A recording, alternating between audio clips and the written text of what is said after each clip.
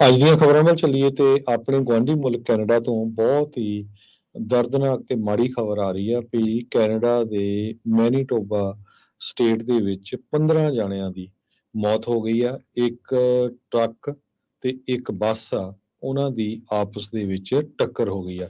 15 ਲੋਕ ਕਨਫਰਮ ਹੋ ਚੁੱਕੇ ਜਿਨ੍ਹਾਂ ਦੀ ਮੌਤ ਹੋਈ ਆ। 10 ਜਾਣੇ ਬੁਰੀ ਤਰ੍ਹਾਂ ਫੱਟੜ ਹੋਏ ਹੈਗੇ ਆ। ਇਹ ਕੈਨੇਡਾ ਦੇ ਰਾਇਲ ਕੈਨੇਡੀਅਨ ਮਾਊਂਟ ਪੁਲਿਸ ਜੋ ਆ, ਉਹਨਾਂ ਨੇ ਦੱਸਿਆ ਅੱਜ ਸਵੇਰੇ ਇਹ ਐਕਸੀਡੈਂਟ 11:40 ਤੇ ਸਵੇਰੇ ਵਾਪਰਿਆ, ਜਦੋਂ ਸੈਮੀ ਟ੍ਰੇਲਰ ਟਰੈਵਲ ਕਰ ਰਿਹਾ ਸੀ ਈਸਟ ਬਾਉਂਡ ਔਨ ਹਾਈਵੇ 1, ਤੇ ਜਦੋਂ ਇਸ ਨੇ ਬੱਸ ਨੂੰ ਟੱਕਰ ਮਾਰੀ ਤੇ ਜੋ ਸਾਊਥ ਬਾਉਂਡ ਹਾਈਵੇ 5 ਦੇ ਉੱਤੇ ਚੱਲ ਰਹੀ ਸੀ।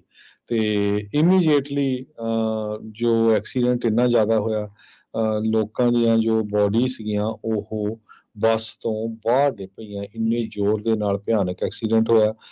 25 ਲੋਕ ਇਸ ਬੱਸ ਦੇ ਵਿੱਚ ਟਰੈਵਲ ਕਰ ਰਹੇ ਸੀ। ਅਸਿਸਟੈਂਟ ਕਮਿਸ਼ਨਰ ਜੋ ਪੁਲਿਸ ਦੇ ਰੌਬ ਹਿੱਲ ਆ, ਉਹਨਾਂ ਨੇ ਦੱਸਿਆ 15 ਜਣਿਆਂ ਦੀ ਮੌਤ ਹੋ ਗਈ ਤੇ 10 ਜਾਣੇ ਆ ਉਹਨਾਂ ਨੂੰ ਹਸਪਤਾਲ ਪਹੁੰਚਾਇਆ ਗਿਆ ਹੈਲੀਕਾਪਟਰ ਦੇ ਰਾਹੀਂ।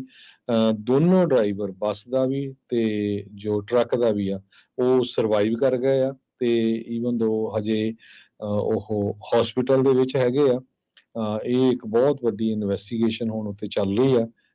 ਵੀ ਦਿਨ ਵਾਲੇ ਟਾਈਮ ਦੇ ਉੱਤੇ ਦਿਨੇ ਸਵੇਰੇ 11:45 ਤੇ ਇਹ ਐਕਸੀਡੈਂਟ ਹੋਇਆ। ਨਾ ਉੱਥੇ ਕਿਸੇ ਤਰ੍ਹਾਂ ਦੀ ਕੋਈ ਸਨੋ ਸੀ, ਨਾ ਉੱਥੇ ਕੋਈ ਕਿਸੇ ਤਰ੍ਹਾਂ ਦਾ ਧੂੰਆਂ ਸੀ। ਤੇ ਇਹ ਕਿਸ ਤਰ੍ਹਾਂ ਜੋ ਐਕਸੀਡੈਂਟ ਆ ਵਾਪਰਿਆ ਹੈਗਾ ਆ, ਕਹਿੰਦੇ ਭਈ ਬਹੁਤ ਹੀ ਦਰਦਨਾਕ ਜੋ ਪਿਕਚਰਸ ਆ ਉਹ ਤੁਸੀਂ ਦੇਖ ਸਕਦੇ ਆ। ਬਹੁਤ ਹੀ ਹਾਰਡ। ਜੀ, ਜੀ, ਬਿਲਕੁਲ ਜੀ, ਬੜਾ ਦਰਦਨਾਕ ਹਾਦਸਾ ਇਹ ਕੈਨੇਡਾ ਦੇ ਵਿੱਚ ਵਾਪਰਿਆ ਤੇ ਇਸ ਹਾਦਸੇ ਦੇ ਵਿੱਚ ਜਿਵੇਂ ਤਸਵੀਰਾਂ ਰਿਲੀਜ਼ ਹੋਈਆਂ ਨੇ ਤੇ ਉਹ ਤੋਂ ਇਸ ਹਾਦਸੇ ਦੇ ਦਰਦਨਾਕ ਹੋਣ ਦਾ ਅੰਦਾਜ਼ਾ ਜਿਹੜਾ ਉਹ ਲਾਇਆ ਜਾ ਸਕਦਾ ਹੈ।